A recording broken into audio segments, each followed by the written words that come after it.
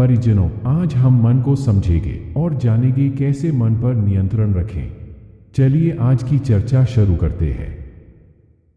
मन की प्रकृति अत्यंत चंचल होती है और जो वस्तु हमारे पास न हो उसके प्रति आकांक्षा से भरी होती है। जो वस्तु हमारे पास उपलब्ध है उसका महत्व धीरे धीरे कम होने लगता है। मन सदा उस ओर आकर्षित होता है जो दूर है या जिसे पाना अभी बाकी है।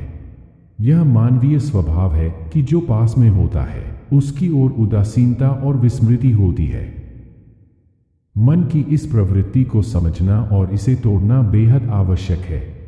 यही सच्चे ध्यान का मार्ग है। ध्यान का अर्थ केवल आंखें बंद कर बैठना नहीं है, बल्कि जो भी कार्य किया जा रहा है उसमें पूरी तरह से उपस्थित होना है। भोजन करते समय केवल भोजन पर ध्यान दें, स्नान करते समय केवल उस पर केंद्रित रहें। जब हम वर्तमान में पूरी तरह डूब जाते हैं तो वह साधारण सा कार्य भी दिव्यता का अनुभव करा सकता है। कहावत है, जहां हो वहीं रहो। इसका अर्थ है कि वर्तमान क्षण में जीना ही सच्चा ध्यान है। हमारा मन अक्सर भविष्य की ओर दौड़ता रहता है। अगर यह मिल जाए तो खुशी होगी। जब हम 10,000 रुपए कमाते हैं तो सोचते हैं कि 1 लाख मिलने पर आनंद आएगा, लेकिन जब 1 लाख कमाते हैं तो 10 लाख के बारे में सोचते हैं। यह दौड़ कभी समाप्त नहीं होती, क्योंकि मन की प्रवृत्ति हमेशा अधिक की चाह करती है। यह खेल केवल आत्ममोह को जन्म देता है। शांति और संतोष चाहने वाले व्यक्ति को मन का यह खेल समझना अत्यंत जरूरी है। मनुष्य अक्सर भविष्य की योजनाओं और उपलब्धियों में खो जाता है और वर्तमान के आनंद को गवा देता है। वर्तमान में जो है वह पूर्ण है। जब आप किसी वृक्ष के नीचे बैठें तो उस वृक्ष के साथ रहें, हिमालय की कल्पना ना करें। बुद्ध ने भी इस सत्य को समझाया था। उनके समय में लोग उनके उपदेशों को सुनने के बजाय अपने रोजमर्रा के कार्यों में उलझे रहते थे।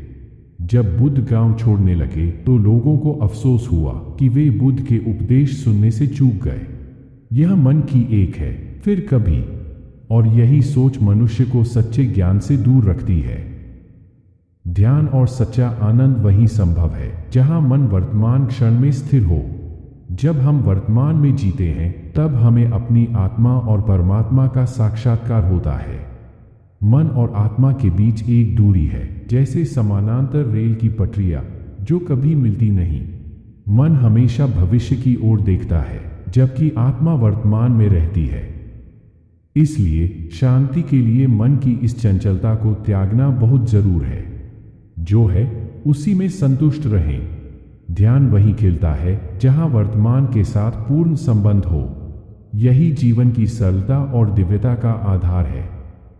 आशा है आपको ये चर्चा पसंद आई होगी।